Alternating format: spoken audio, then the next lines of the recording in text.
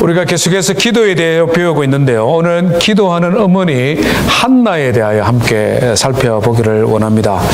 한나는 여러 가지로 참 유명한 신앙의 인물, 여인인데요. 특별히 참 훌륭한 아들을 뒀습니다. 그죠? 한나의 아들 이름이 뭡니까? 사무엘이죠. 그죠? 사무엘. 예. 사무엘은 이스라엘의 마지막 사사, 또 제사장, 선지자로 하나님 앞에 귀하게 쓰임받았던 사람입니다. 사무엘이 한 일 가운데 아주 중요한 기독교 역사에 있어서 성경의 역사에서 아주 중요한 일이 있는데요. 그것은 사무엘이 이스라엘의 두 번째 왕인 다윗에게 기름을 부어 왕이 되게 한 사건입니다. 아주 사무엘은 성경의 역사에 있어서 유명한 사람입니다. 한나가 유명한 것은 사무엘이라는 훌륭한 아들을 뒀기 때문에 훌륭한 것도 있지만 그것보다 더 중요한 이유가 있습니다. 뭘까요?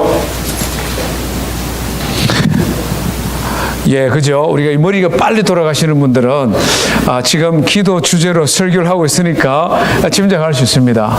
한나가 정말 유명한 것은 기도하는 여인이었고 그 기도가 성경에 기록되었을 뿐만 아니라 후대의 많은 사람들에게 영향을 미쳤다는 것입니다.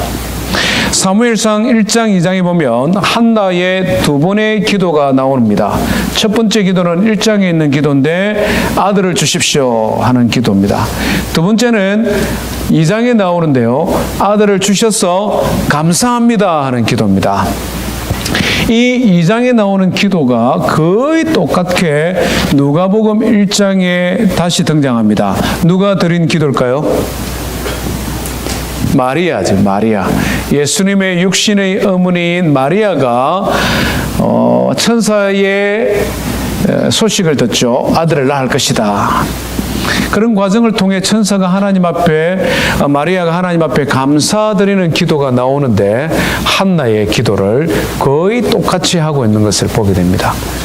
그만큼 영향을 많이 미쳤습니다. 어머니들이 한나의 기도를 많이 따라서 했습니다. 특별히 어떤 어머니들이 한나의 기도를 많이 따라서 했냐면은 결혼하고 난 이후에 자녀가 없는 그런 어머니들. 아들을 주십시오. 하나님 앞에 드리겠습니다.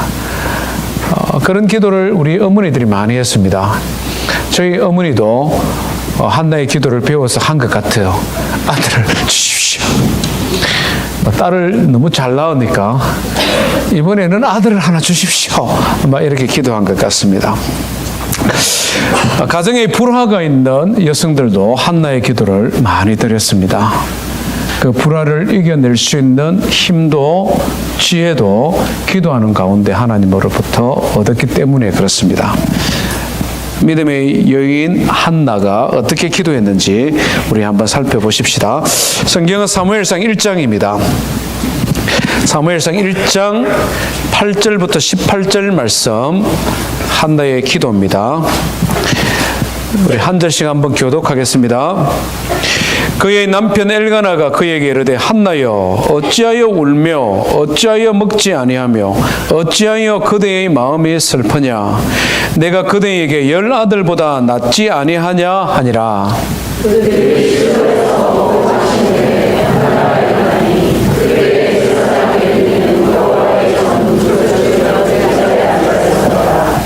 한나가 마음이 괴로워서 여호와께 기도하고 통곡하여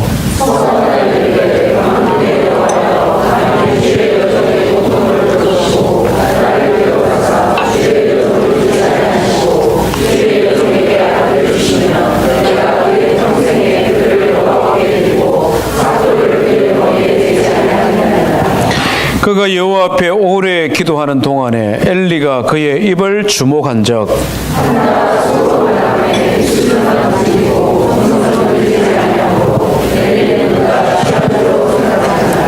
엘리가 그에게 이르되 내가 언제까지 취하여 있겠느냐 포도주를 끊으라 하니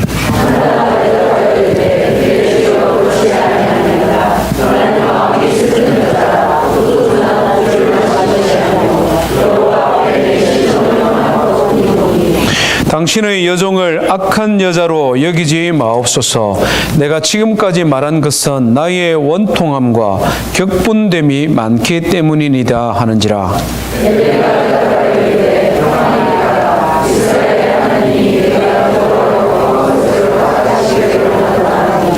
같이 읽습니다. 이르되 당신의 여종이 당신께 은혜 입기를 원하나이다 하고 가서 먹고 얼굴에 다시는 근심빛이 없더라. 아멘. 한나의 기도 우리에게 많은 도전을 주는데요. 첫 번째 살펴볼 것은 한나는 마음이 괴로울 때 하나님 앞에 기도했다 하는 것입니다. 오늘 10절이 그것을 우리에게 그대로 가르쳐주고 있는데요. 10절 말씀해 보니 한나가 마음이 괴로워서 여호와께 기도하고 통곡하며 이렇게 기록을 하고 있습니다. 한나가 왜 마음이 괴로웠을까? 그 집안 사정 때문에 그랬는데요. 읽지는 않았습니다만 1절부터 7절 말씀까지를 살펴보면 한나의 가정에 큰 갈등이 있었던 것을 발견하게 됩니다. 한나의 남편의 이름은 엘가나라고 소개합니다. 1절 말씀해 보니까요. 엘가나, 레위 지파 사람이고 좋은 집안 가문의 사람입니다. 믿음도 있어서 집안의 전통을 따라 하나님 앞에 1년에 한 번씩 꼭 온 가족들이 올라가 예배드렸다 이렇게 기록을 하고 있습니다. 집안의 좋은 전통을 따라 신앙생활을 잘하는 남편, 믿음의 가장이었는데 그 사회 문화와 그 사회의 영향을 여전히 받는 사람이었습니다. 한나가 살았던 시대는 사사시대의 끝자락이거든요. 우리가 잘 아는 대로 사사시대는 하나님의 말씀보다 사람들이 자기 마음의 생각대로 자기 소견에 옳은 대로 살던 시대가 사사시대입니다. 하나님 앞에 믿음을 생활을 잘하는 엘가나가 결혼을 2번을 한 것 같습니다. 중혼을 했다 하는 것이죠. 그 시대의 사람들이 그렇게 살았기 때문에 그렇습니다. 하나님께서는 하나님의 백성들이 한 아내의 한 남편 이렇게 결혼하기를 원하셨습니다. 그래서 그것을 창조의 원리를 우리에게 보여주었죠. 그런데 엘가나는 하나님의 말씀을 아는 사람이었음에도 불구하고 당시의 시대의 영향을 받아 결혼을 2번 했습니다. 첫 번째 아내는 한나고 두 번째는 버닌나인데 버닌나는 자녀들이 있는데 한나에게는 자녀가 없었다 하는 것입니다. 한 남편의 2 아내가 있으면 우리 그림이 그려지잖아요. 중국의 속담에 이런 속담이 있다고 합니다. 아무리 넓은 집에도 2 여자가 함께 살 만큼 넓은 곳은 없다. 아무리 넓은 집에도 2 아내가 함께 살 만한 넓은 땅은 없다는 것이죠.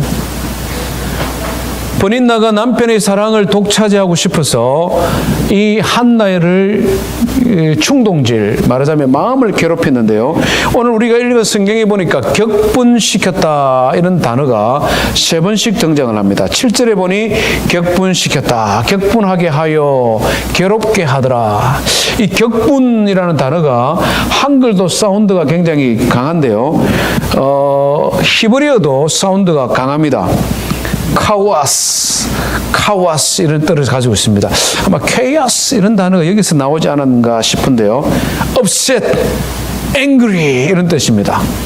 말하자면 버닌나가 한나를 괴롭혀서 기가 막혀서 말이 나오지 않게 만들었다. 이런 의미로 이해하면 되겠습니다. 7절에도 격분시켰다.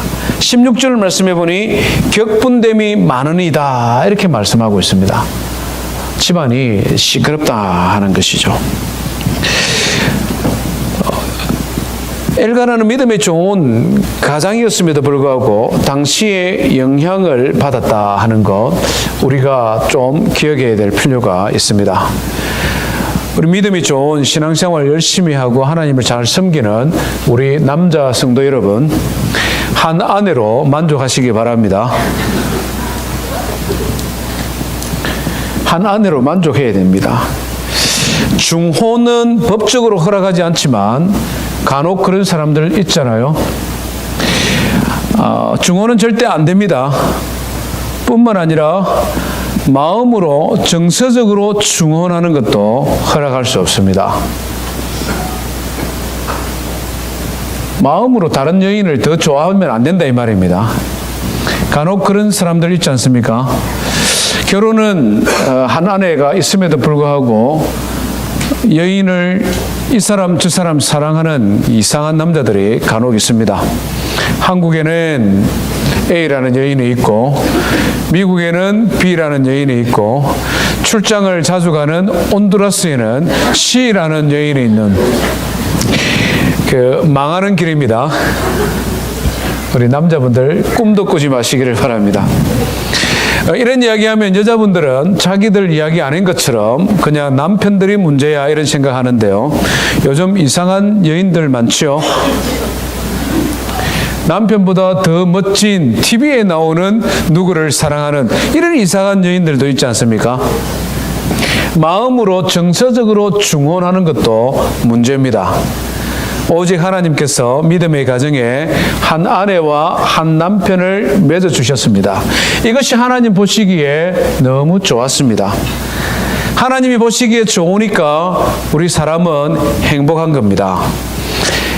믿음의 가정에 한 아내와 한 남편이 하나님을 섬기며 서로 사랑하는 가정 이루시기를 바랍니다. 행복의 비결입니다. 이런 상황에 한나는 어떻게 이 문제를 처리할 수가 있겠습니까? 여러 가지 선택이 있을 수 있는데요. 첫 번째는 번인날을 박살내버리는 겁니다. 남편이 자기를 더 사랑하잖아요. 그리고 자기가 첫 번째 아내잖아요. 두 번째 아내인 아들이 있다고 해서 나를 괴롭히니까 이런 게 다 있어 이러면서 그냥 박살을 내버리는 겁니다. 싸웠어. 성경에 보니까 이런 여인이 있었습니다. 그죠? 누굽니까? 후처가 아내를 가졌다고 본처를 조롱하니까 그냥 박살을 내버린 그런 사건이 있지 않습니까? 사라가 있죠. 사라. 아브라함의 아내 사라는 대단한 여인이었습니다. 하갈이 아들을 얻어 자기를 조롱하니까 어떻게 합니까? 남편에게 허락을 얻어서 광야로 쫓아버리죠. 한마디로 말하면 집 밖에 나가 죽으라 이 말입니다. 광야의 여인이 조그마한 갓난아기 데리고 어떻게 살 수 있습니까? 밖에 나가 죽으라 이 말이죠. 두 번째는 어떻게 할 수 있습니까? 이 가정의 문제를 해결하기 위해 모든 문제의 원인을 남편에게 돌리고 남편을 괴롭히는 것입니다. 당신 때문에 내가 아기를 못 가졌으니까 당신 책임이야.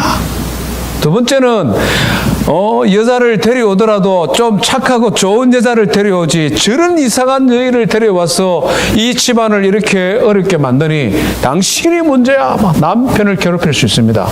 성경에 보니까 또 이런 여인이 있습니다. 성경은 참 재미나는 책이잖아요. 아기를 가지지 못했다고 남편을 괴롭힌 여인이 있었습니다. 누굽니까? 창세기에 나오는 여인이죠. 야곱의 두 번째 여인 라헬이었습니다. 라헬이 자녀를 가지를 못했습니다. 그래서 성경을 읽어보니까 라헬이 자기 남편에게 뭐라고 말하느냐면 내게 자식을 낳게 하라. 그렇지 않으면 내가 죽어버리겠다. 나 죽는다고. 성경 재미난 책입니다. 성경 잘 읽어보세요. 막무가내로 남편을 괴롭히는 거죠. 그런데 한나가 참 놀라운 것은 이렇게 행동하지 않았다는 것입니다.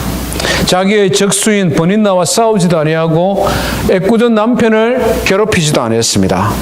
그가 선택한 제3의 선택이 있는데 그것은 하나님 앞에 기도하는 것이었습니다. 그래서 오늘 우리가 읽은 7절, 10절 말씀해 보니까 그가 그렇게 화가 나고 억울하고 원통하고 속이 상하지만 그것을 표현하지 아니하고 울고 먹지 아니하고 그 다음에는 하나님 앞에 나아가 기도했다 이렇게 기록을 하고 있습니다.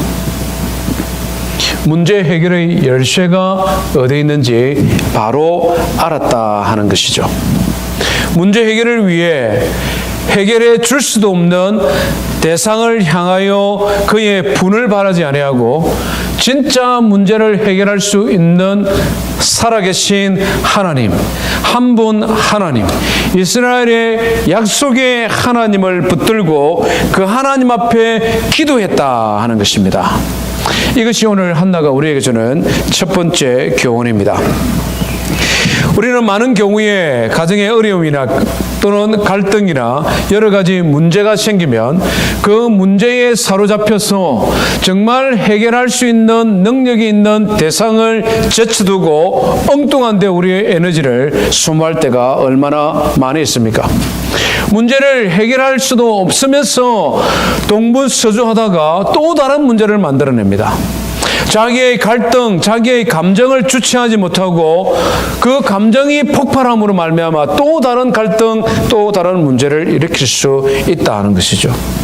한나는 정말 고통스러울 때, 정말 먹는 것까지도 포기하고 싶을 그때에 정말 문제를 해결할 수 있는 바른 대상을 찾았는데 살아계신 한 분 하나님 앞에 기도했다 하는 것입니다. 우리가 이 땅을 살아갈 때마다 우리 인생에 있어서 고통이 없는 인생은 아무도 없습니다. 갈등이 없는 인생은 아무도 없다는 것이죠. 예수님을 믿고 구원받은 하나님의 자녀들도 역시 문제입니다. 악한 마귀는 가정에 어떤 갈등이 생기면 이 가정의 갈등, 불화를 빌미 삼아 믿는 성도들의 믿음을 떨어뜨리게 만들어버립니다. 건강에 문제가 생기든 고부간에 문제가 생기든 남편과 아내와 갈등이 생기든 그런 갈등이 생길 때마다 서로 상대방을 향하여 원망하게 만듭니다. 상대방을 향하여 책임을 추궁하게 만듭니다.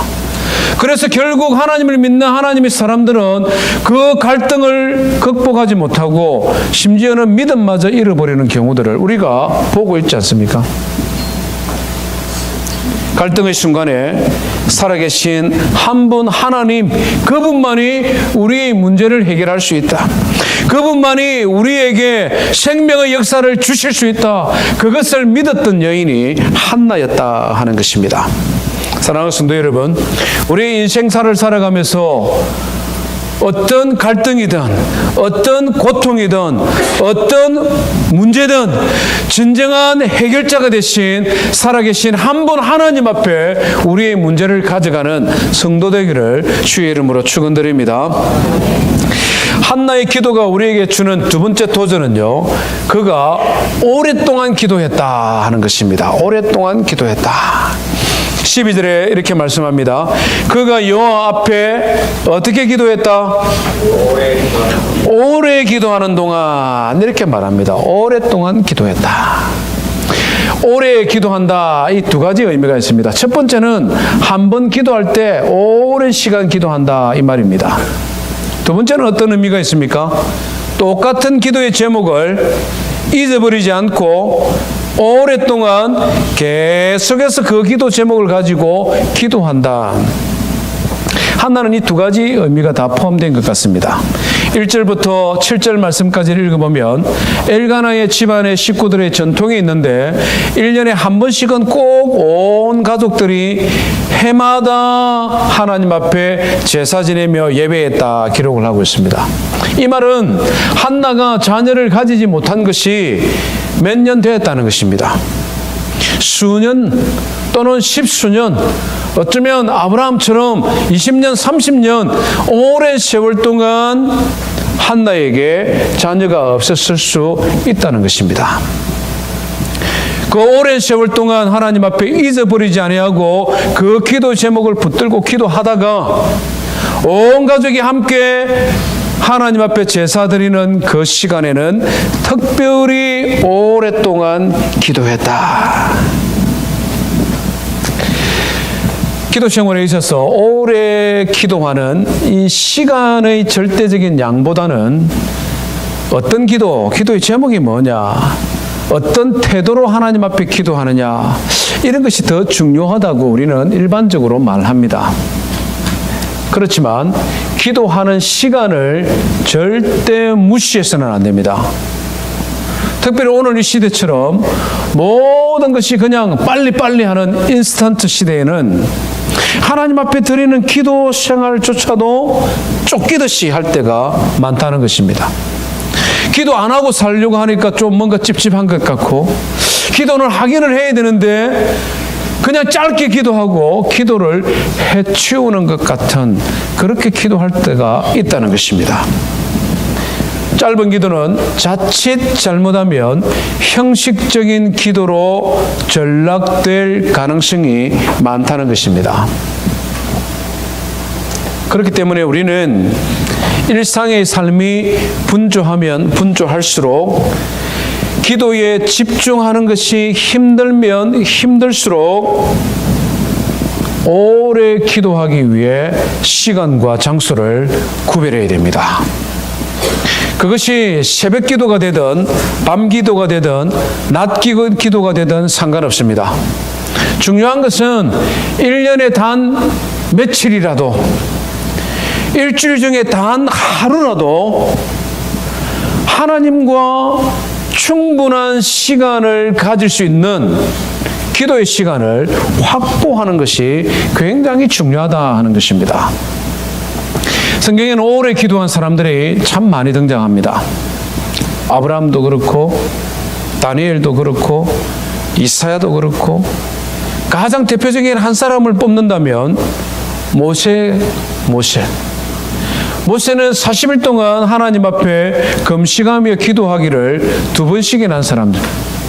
광야 40년 동안 틈만 나면 하나님 앞에 기도한 사람이 모세인데요. 출애굽기 17장에 보면 우리의 일상의 삶에서 오래 기도하는 것이 얼마나 중요한 것인지를 가르쳐주는 한 사건이 기록이 되어져 있습니다. 이스라엘 백성들이 출애굽하는 과정에 아말렉이라는 이방 민족이 이스라엘 백성을 공격했지 않습니까? 그것도 행진하여 걸어가는 사람들의 꽁무니에 있는 나이 많은 사람들, 장애 가진 사람들, 어린아이들, 약한 사람들을 아말렉이 공격했습니다. 그때 모세가 여호수아와 젊은이들에게 가서 그들과 싸우라라고 말하고는 자기는 높은 산에 올라갔습니다. 그리고는 그곳에서 전쟁을 치르고 있는 여호수아를 바라보며 기도하죠. 손을 들고 하나님 앞에 기도할 때는 여호수아가 젊은 사람들이 이기다가 모세가 손이 내려오면 아말렉 군대가 싸움을 더 잘하는, 왔다 갔다 하는 것이 보이는 거예요. 그래서 모세가 손을 들고 계속해서 기도하는데 인간인지라 자꾸 힘이 약하는 것입니다. 손이 내려오는 것입니다. 그때 아론과 훌이 어떻게 했습니까?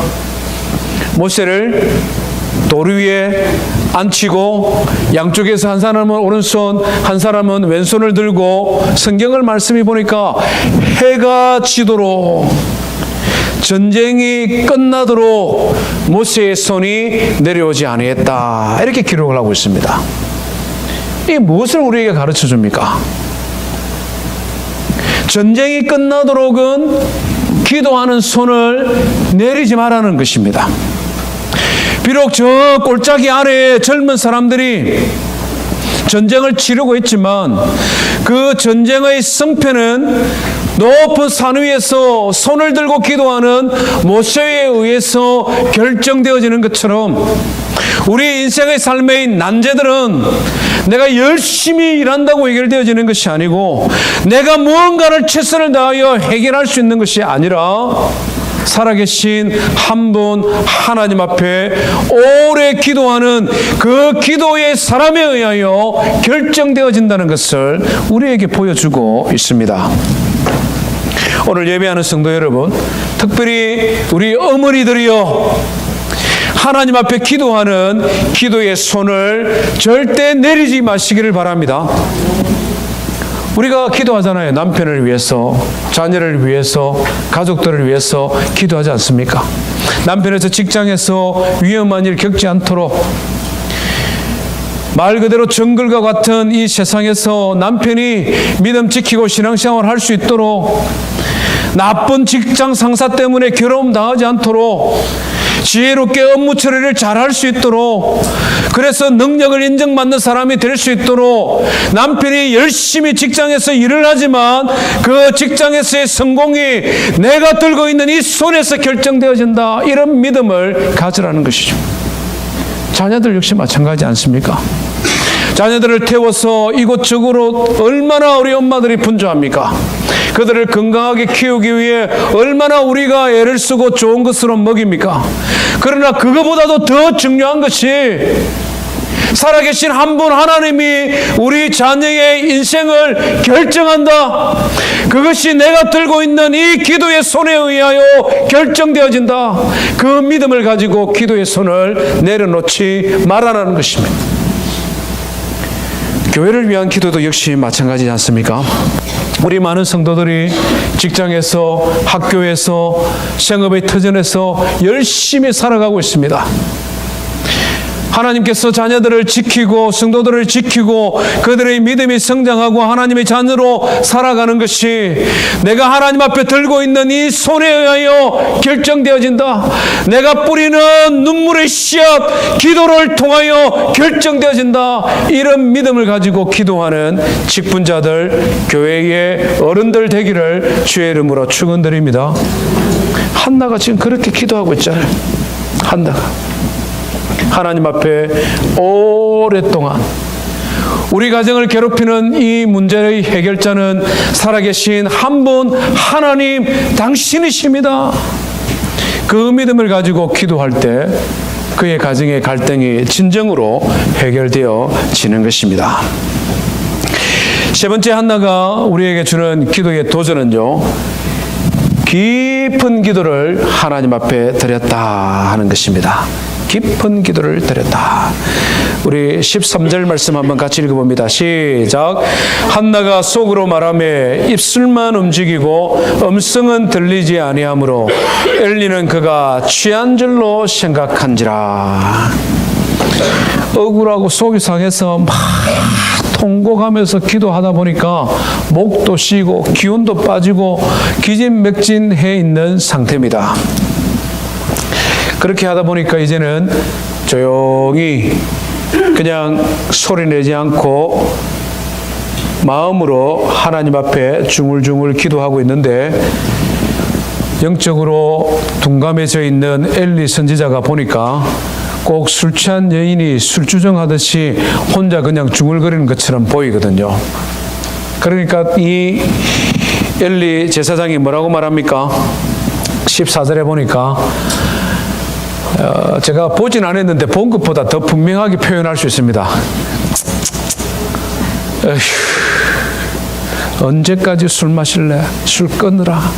막 이러는 것 같아요. 보니까 한나는 억울한데 더 억울하잖아요. 아니 내가 지금 속이 아파서 지금 기도하는데 제사장이라는 어른이 영문도 모르고 이제 술 끊으라 이런 말 하니까 얼마나 속이 상하겠습니까? 한나는 기도하는 여인인데 이런 상황에서도 유순하게 대답하죠. 15절 말씀해 보니까 제가 쉬운 성경을 한번 찾아봤습니다. 참 한나는 마음이 유순한 여인이에요. 술 끊으라 이렇게 말을 하니까 그렇지 않습니다. 저는 술에 취한 것이 아닙니다.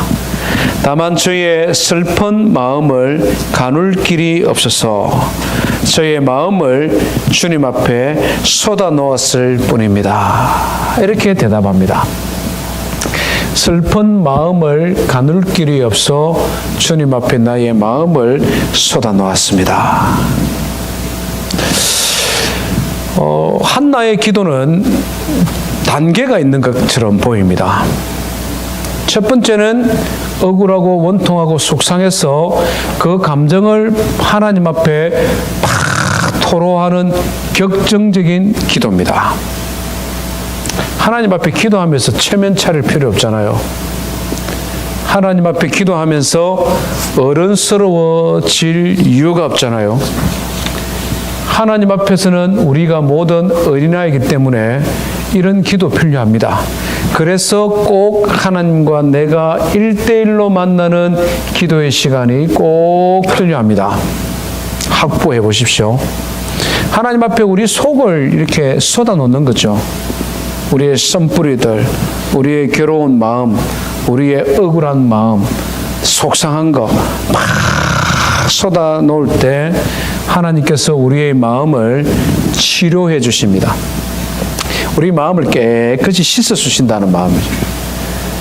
그 치료의 씻음이 있으면 있을수록 우리의 마음이 정결케 되어지고 정결한 마음으로 더 깊이 하나님 앞에 나아갈 수가 있습니다. 격정의 단계를 지나 깊은 기도의 다리로 나아가게 되는 것이죠. 지금 한나가 그 상태인 것 같습니다. 이럴 때는 주변에 누가 있는지를 모릅니다. 상관이 되지를 않습니다. 그냥 하나님만 바라보고 하나님을 대면하고 있으니 누가 뭐라 하는지 누가 왔다 갔다 하는지 신경을 쓰지도 않을 뿐더러 쓰이지도 않습니다. 그래서 그냥 나도 모르게 하나님 앞에 그냥 중얼거리듯이 기도가 나오는 것이죠. 몰입의 단계입니다. 깊은 기도의 단계입니다. 하나님께서 우리의 모든 문제들은 거두어 가시고 해결자가 되시는 하나님이 친히 그 기도하는 사람을 만나주는 그 기도의 시간입니다. 얼마나 좋은지 모릅니다. 그럴 때는 정말 찬송가에 288장의 예수를 나의 구주 삼고 찬송해 보면 세상과 나는 간 것 없고 구속한 주만 보이도다, 이런 장면이 있습니다. 나의 모든 걱정과 근심과 연연을 주님 앞에 쏟아 놓으니 주님께서 다 씻어 주시고 이제는 나의 마음이 깨끗한 상태가 되어서 하나님만 보이는 그런 기도의 순간입니다. 시편을 읽어보면 다윗은 이런 기도를 참 많이 하나님 앞에 드렸던 것 같습니다. 많은 예들이 있는데 딱 한 가지 제가 예를 인용하면요, 시편 62편에 보면 다윗이 이렇게 기도합니다. 기울어가는 담과도 같고 무너지는 돌담과도 같은 사람을 너희가 죽이려고 다 함께 공격하니 언제까지 그리 하겠느냐. 너희가 그를 높은 자리에서 떨어뜨릴 궁리만 하고 거짓말만 즐겨하니 입으로는 축복하지만 마음으로는 저주를 퍼붓는구나. 다윗이 자기를 둘러싸고 있는 자기의 대적들, 자기의 원수들, 자기를 지금 괴롭히는 사람들을 생각하며 너무 마음이 힘든 거예요. 왕이 되어서 압살롬한테 반역을 당했을 때나 사울 왕에게 쫓길 때나 어떤지 잘 모르겠습니다. 무너지는 울타리와 같고 돌담과 같아. 바람이 조금만 불면 거의 죽은 것이나 진배 없는 나를 향하여서 끊임없이 비난하고 끊임없이 공격하고 끊임없이 죽이려고 하는구나. 너무 괴로웠이 지금 하나님 앞에 자기 마음을 토로하는 것입니다. 입으로는 나에게 축복하지만 속으로는 나에게 저주를 퍼붓는구나. 괴로워서 하나님 앞에 막 토로하는 겁니다. 한나의 기도하고 비슷하죠. 5절에서 8절 말씀해 보면은요, 내 영혼아 잠잠히 하나님만 기다려라. 내 희망은 오직 하나님에게만 있다. 오직 그만이 나의 반석이요 나의 구원이시요 나의 요새시니 내가 흔들리지 아니하리로다. 처음에는 인생의 갈등, 문제를 가지고 하나님 앞에 나아갔다가 그것을 쏟아놓고 기도하는데 살아계신 하나님께서 나를 만져주시고 이제는 내 앞에 하나님만이 계시니 문제는 다 사라지고 없으시고 이제는 하나님이 나의 앞에 계시는데 그분이 나의 구원자가 되시고 그분이 나의 피할 자가 되시고 그분이 나의 위로자가 되시니 내 영혼아 걱정하지 말아라. 내 영혼아 슬퍼하지 말아라. 내 영혼아 내 앞에 계신 여호와 하나님으로 인하여 즐거워하라. 고민 다 사라져 버리고 세상과 나는 간 곳이 없어져 버리고 구원하신 주만 내 앞에 보이도다. 깊은 기도를 경험하고 그 기도의 은혜 속에 다시 일어날 힘을 얻고 있는 다윗의 모습입니다. 사랑하는 성도 여러분, 하나님 앞에 기도할 때에 우리의 격정을 토로하는 기도가 있는가 하면 한 분 하나님을 깊이 묵상하고 만나는 깊은 기도의 세계가 분명히 우리에게 있습니다. 시간을 구별하고 그 하나님 앞에 기도하는, 그래서 그 하나님을 만나는 위로가 여러 성도님들이 있기를 주의 이름으로 축원드립니다. 이 한나의 기도가 어떻게 결론이 나는지 우리는 잘 알고 있습니다. 하나님께서 그에게 아들을 주셨죠. 기다리는 아들을 얻었습니다. 이름을 지었는데 이름이 사무엘입니다. 사무엘. 사무엘의 뜻이 뭐냐? 하나님에게 구하여 얻었다. 하나님 앞에 기도했더니 얻었다, 이 말입니다. 평생 한나는 기도한 대로 살았습니다. 그 아들을 하나님 앞에 바쳐드렸고 하나님께서는 그에게 더 큰 복을 주셔서 3명의 아들과 딸을 2명을 더 주셨습니다. 우리 하나님은 이런 분이십니다. 우리가 문제 해결의 열쇠를 바로 알고 그 하나님 앞에 나아가 기도할 때에 우리의 기도를 들으시고 응답해 주시고 우리가 간구한 것보다도 몇 배로 더 주시는 하나님, 그 하나님 앞에 기도하는 성도 되기를 주의 이름으로 축원드립니다. 우리 말씀 기억하면서 함께 하나님 앞에 찬송합시다.